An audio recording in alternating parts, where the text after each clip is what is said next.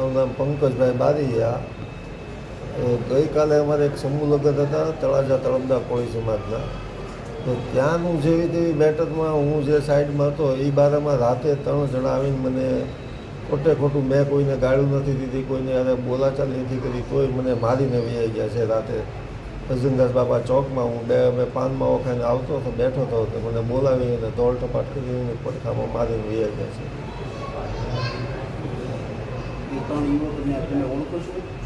હા, એક જયેશ નારાયણભાઈ બામણીયા, એક વિમલ કરશનભાઈ બામણીયા અને એક અજાણ્યો ત્યાં ત્રણે એક ગાડીમાં આવેલા હતા. નહીં. તો શા કારણે માર્યા તમે?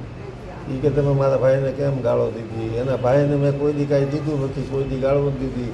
ત્યાં અમે ઊભા થાય એ લોકોએ કીધું કે ભાઈ નહીં, પંકજભાઈ કાંઈ બોલ્યા જ નથી એ ભાઈ અરે, તોય મારા નામે એ જ ભાઈને નામે ગાળો દેવાના નામે મને મારી વૈયા ગયા.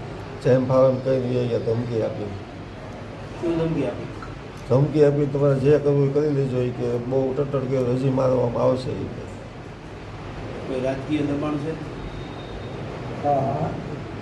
મારી ઉપર તો નથી, બરાબર છે, પણ હવે એ લોકો એ રિલેટિવ છે બધા એક જ ગ્રુપવાળા છે. એ બધા કયું ગ્રુપ છે? એ લોકો જે આ ફોટાવાળી મેટર છે ને એ મેટરમાં એ મેટરના અનુસંધાને જ મારી ઉપર હુમલો થયેલો છે. ફોટાવાળી મેટર શું છે? સમૂહ લગ્નમાં અમારે નામ કોઈ જાતનું કોઈનું નામ લખતા નથી, બરાબર છે. તો 2 વખત એ મેટર હાલી આવે છે. જે તે સમયે મેં વાંધો ઉપાડ્યો હતો મા મહિનામાં, અત્યારે વાંધો ઉપાડ્યો હતો વિના શેઠે, બરાબર છે. તો એ લોકોએ મારે આ વખતે મને ટાર્ગેટ કર્યો અને મને એ બાબતે બીજી બાબતે ટાર્ગેટ કરીને માર્યો છે. કોનો ફોટો અને